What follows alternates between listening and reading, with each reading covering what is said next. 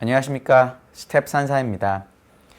제가 지난 시간에 이제 하반기 전망을 말씀드렸었는데요. 하반기 전망을 이야기할 때 만약에 지금과 같은 조금 조정 추세가 나타나면 주식을 사는 기회로 삼아보자. 특히 성장주를 사는 기회로 삼아보자라고 제가 이야기를 드렸습니다.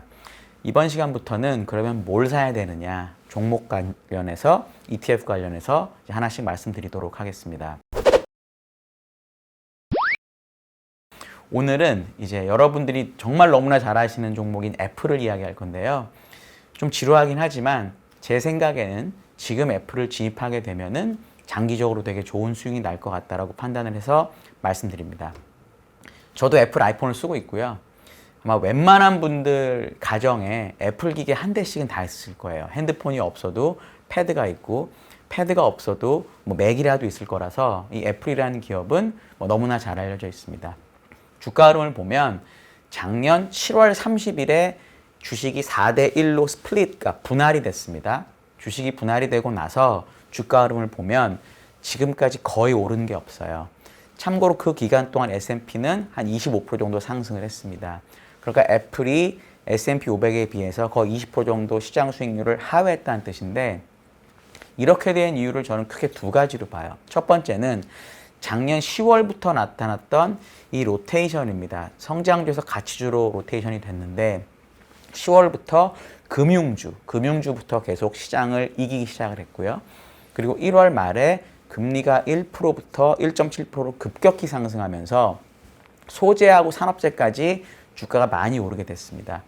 주식이라는 게 되게 상대적이기 때문에 투자자분들이 만약에 가치주, 금융, 소재, 산업재를 산다면 당연히 성장주를 일부 팔아서 살 수밖에 없거든요. 근데 이제 애플이라고 하는 기업은 저는 이걸 성장주로 분류하는 걸 별로 좀 꺼려하지만 어쨌든 일반적으로는 성장주의 이제 대표주자로 인식이 되고 있거든요. 왜냐하면 시가총액도 가장 크고 쓰는 물건도 워낙 잘 알려져 있기 때문에 결국은 가치주를 사기 위해서 투자자분들이 성장주의 대표 주식을 팔았다라고 저는 이해를 합니다. 우리나라로 치면은 예를 들어 우리나라도 지금 같이 소위 말하는 이제 산업재 종목이 되게 강한데 그 기간 동안 지금 삼성전자의 주가가 되게 부진하거든요. 그런 임팩트가 있었다라고 보시는 게 좋을 것 같아요. 근데 저는 요게 이제 하반기로 갈수록 해소된다고 보는 게, 첫 번째는 지난 시간에 말씀드린 대로 미국 증시의 힘이 지금 상당히 좋을 거로 보여요. 그러니까 지금부터 6월까지는 어느 정도 하방이 있지만 제가 말씀드린 대로 경제 주체 내에 과잉이 전혀 없고, 그리고 기업들의 이익 전망치도 나쁘지 않은 데다가 테이퍼링이라고 하는 이슈는 이미 시장에 계속 말이 나오고 있어서 사람들이 준비가 되어 있고, 그리고 물가가 많이 오른 것은 대부분이 일회성 요인이 많이 포함이 되어 있기 때문에 금리 상승도 하반기까지 되게 우리가 감내할 수 있을 정도로 올라갈 거거든요. 그러면 시장 자체의 힘이 하락할 때마다 올라가는 힘을 주는 경우라면 결국 사람들이 그동안에 많이 오른 종목에 대한 부담감을 느끼고 오히려 그동안에 안 올랐던, 그리고 증시를 끌어올리는 종목을 사는 쪽으로 순환매가 돌아올 가능성이 되게 높다라는 거죠. 그러면 당연히 제일 먼저 볼 종목은 저는 애플이라고 생각을 하고요. 여담으로 되게 흥미로운 게 딱 지금부터 9개월 정도 전에 이제 작년 10월에 제가 이제 한화에 처음 와가지고 냈던 그 업종이 금융이었어요. 그때는 지금하고 그냥 180도 반대였습니다. 뭐냐면 이제 이런 금융과 같은 구경제 관련주, 가치주를 얘기하면 다들 야, 그런 걸 지금 어떻게 주식을 사냐, 무조건 성장주가 될 수밖에 없다라고 이야기를 했었어요. 그러니까 한쪽으로 되게 쏠려 있었거든요. 근데 지금 와서 보면 되게 내가 불편하고 과연 이걸 하는 게 맞을 것 같은지가 고민될 때 했을 때 성과가 매우 좋거든요. 예를 들어서 그때부터 금융업종 지금까지 거의 2배가 올랐습니다.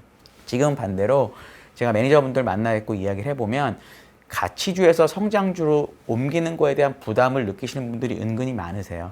매니저분들은 그런 부담을 느낄 수 있는데, 왜냐하면 벤치마크 대비 성과가 너무 중요하니까. 근데 저희 방송을 봐주시는 저희 구독자분들은 꼭 벤치마크보다는 수익을 장기적으로 내는 게 훨씬 중요하니까 내 마음이 불편하고 남들이 덜하는 업종 중에 우량한 거를 사는 게 저는 승률을 높이는 길이라고 생각을 합니다. 그래서 이런 관점에서 애플이 지금 좋아 보이고, 두 번째로 애플 주가가 사실 또 최근에 안 좋은 이유는 실적 때문이에요. 1분기 실적, 그러니까 애플 회계 연도로는 2분기고요. 달력으로는 1분기입니다. 실적이 정말 잘 나왔어요. 근데 2분기 실적 가이던스를 주는데 애플 회계 연도는 3분기입니다. 되게 별로는 아니어도 조금 사람들의 기대를 좀 낮추는 가이던스를 줬습니다. 뭐라고 그랬냐? 2분기 실적이 전년 동기 대비 두 자릿수로 성장을 하는데 대신 원래 이제 애플이라는 핸드폰 파는 회사가 기본적으로 2분기가 비수기예요. 그래서 2분기 실적이 1분기보다 떨어지는 것은 맞는데 그 떨어지는 폭이 과거에 일반적으로 떨어지는 폭에 비해서 더 클 것 같다라고 이야기를 했습니다. 애플은 원래 실적 가이던스를 작년 코로나 전까지는 잘 줘왔고 그 가이던스를 보통 다 실적을 더 잘 냈기 때문에 이 애플이 하는 얘기를 되게 투자자들이 민감하게 또는 신뢰성 있게 받아들여요. 근데 이번에 그렇게 이야기를 하다 보니까 2분기에는 뭐 특별히 애플이 뭔가 할 게 없나 보다라고 생각을 하고 실적 나오고도 주가가 쭉 빠졌거든요.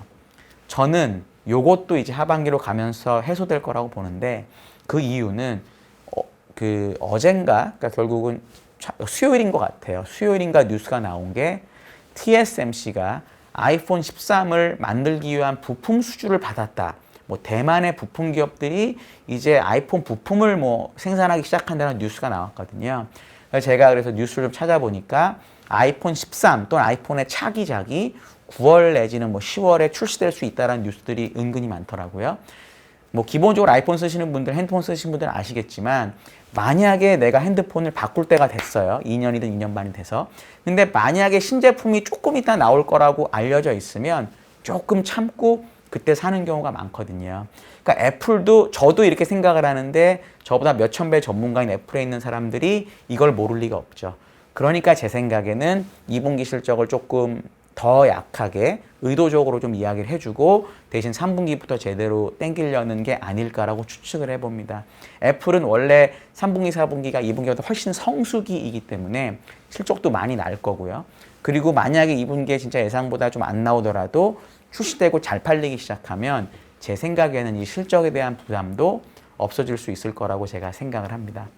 애플을 제가 장기적으로 좋게 보는 것은 애플은 그리고 주주환원, 그러니까 기본적으로 우리가 애플이라는 주식 또는 미국 주식을 사는 게 경영자가 되려고 사는 건 아니에요. 결국은 소액주주로서 주식을 사는 거고 그럼 그 기업이 돈을 벌어서 그 돈을 주주한테 어떻게 돌려주느냐가 사실 제일 중요하거든요. 물론 이제 성장해서 주가 오르는 것도 중요하지만 애플은 회사가 급격하게 성장하는 시기에는 그렇게 하지 않았지만 아이폰을 만들고 그리고 어느 정도 성숙기에 가까워졌다고 판단하고 나서는 버는 돈의 거의 대부분을 주주에게 환원을 합니다. 예를 들어 이번 회계 연도에도 900억 달러의 자사주 환원 매입 계획을 발표했습니다. 900억 달러면 약 100조 원이고요.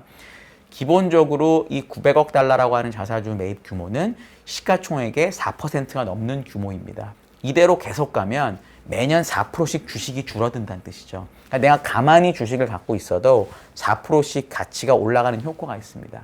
근데 이 900억 달러의 자사주 매입을 만약에 재무구조가 되게 안 좋고 돈을 못 버는 회사가 발표했으면 투자자들이 다 싫어했을 거예요. 왜냐하면 돈 빌려서 주거나 아니면 지속성이 떨어지거든요. 근데 애플의 재무제표를 한번 잘 보시면 어떻게 돼 있냐. 첫 번째 순현금이라고 저희가 하죠. 바로 쓸 수 있는 단기 금융상품을 포함해서 700억 달러 정도 있습니다. 한 75조, 80조 되는 거고요. 그리고 제가 이번에 애플을 분석하면서 찾아낸 게 이 회사의 장기 투자 자산이라는 항목이 있는데 그걸 한번 이제 주석을 찾아가 봤더니 이것도 저는 그냥 투자한 건 줄 알았는데 금융상품이더라고요. 마켓 오브 시큐리티스라고 되어 있더라고요. 그 얘기는 뭐냐? 정말 필요하면 이것도 돈으로 바꿀 수 있다는 거죠. 이게 얼마 있냐면 1350억 달러가 있습니다. 한 150조 정도 되는 거죠. 그러니까 현재 순현금에 가까운 금융상품을 200조 이상 들고 있다는 거고요. 두 번째는 매년 회사가 성장하는데 꼭 필요한 뭐 R&D나 캐펙, 그러니까 설비 투자나 이런 걸 다 집행하고 나서도 매년 남는 잉여 현금 흐름이 거의 900억 달러 정도 됩니다. 이 얘기는 제가 900억 달러 자사주 매입 얘기했잖아요. 그러니까 지금 쌓아놓고 있는 거의 2천억 달러 가까운 금융 관련 자산을 빼고도 매년 버는 돈으로 투자자들에게 자사주 매입해 줄 수 있다는 거죠. 이 얘기는 애플 자체가 뭐 특별한 이슈가 없으면 뭐 갑자기 어떤 이슈 때문에 회사가 어려워지지만 않으면 매년 주주들에게 그렇게 돌려줄 수 있다는 거죠. 저는 애플의 브랜드가 워낙 강하기 때문에 그런 갑작스럽게 회사가 망가지는 사태는 없을 거라고 봐요. 예를 들어 드릴게요. 일본이란 나라를 생각해 보시죠. 일본에서 이제 명백히 삼성하고 LG가 TV를 전 세계에서 제일 잘 만든다고 인정이 되는데 일본 사람들은 아직도 파나소닉, 소니 이런 데 TV 봅니다. 한국 TV 안 봐요. 자동차도 우리나라는 이제 외제차 되게 많이 늘었는데 일본은 물론 일본도 많이 늘긴 했지만 여전히 일본 차가 최고인 줄 아는 사람들이 많습니다. 그 정도로 자기네 나라 제품에 대한 자부심이 큰데 애플은 일본에서의 점유율이 60%가 넘어요. 압도적인 1등입니다. 그러니까 이 애플이라는 제품의 강점이 그런 나라에서도 통한다는 거고요. 중국의 예를 또 들어드리면 중국도 1위부터 10위까지 전체 그 핸드폰 생산하는 기업이 다 중국 기업이에요. 삼성도 이제 애플에서 거의 중국에서 팔지 못합니다. 근데 애플의 점유율이 10%가 넘어요. 그래서 이 10개 중에 유일하게 포함되어 있는 기업이 애플입니다. 5등 정도 하는 걸로 알고 있거든요. 그렇게 어려운 시장에서 브랜드 파워를 인정받고 계속 잘 팔고 있으면 저는 다른 지역에서도 애플이라는 기업의 브랜드 파워가 쉽게 헤쳐지진 않을 것 같아요. 그래서 매년 뭐 얼마씩 버는 잉여금 흐름이 갑자기 없어질 가능성이 낮다고 보고 좀 더 장기적으로 보면 애플의 사업 구조가 이렇습니다. 80%가 제품이고요. 20%가 서비스입니다. 이 80% 제품 중에 약 3분의 2가 애플의 아이폰이고요. 그러니까 아이폰이 전체 매출의 반이고 나머지가 뭐 아이맥, 아이패드 이렇습니다. 여기서 핵심은 이 20%의 서비스 매출이에요. iOS 이런 거 관련된 거겠죠. 이 서비스 매출이 비중이 계속 올라가고 있습니다. 매 분기마다 조금씩 올라가요. 근데 이 서비스의 이익률이 훨씬 제품보다 높습니다. 물론 제품도 되게 높은데 서비스는 더 높아요. 그러니까 기본적으로 장기적인 관점에서 서비스가 늘어나면 늘어날수록 회사의 수익성이 좋아진다는 거죠. 그래서 정말 만약에 애플의 매출이, 제품 매출이 뭔가 문제가 생기더라도 수익성을 유지할 수 있는 좋은 사업 구조로 가져가고 있습니다. 저는 애플을 살 수 있다면 저희는 이제 주식을 못 사게 해서 못 사는데 되게 지금 좋은 타이밍으로 살 수 있는 시기라고 생각을 하고 있습니다. 혹시 애플에 대해서 궁금하신 사항 있으시면 댓글 달아주시고요. 감사합니다.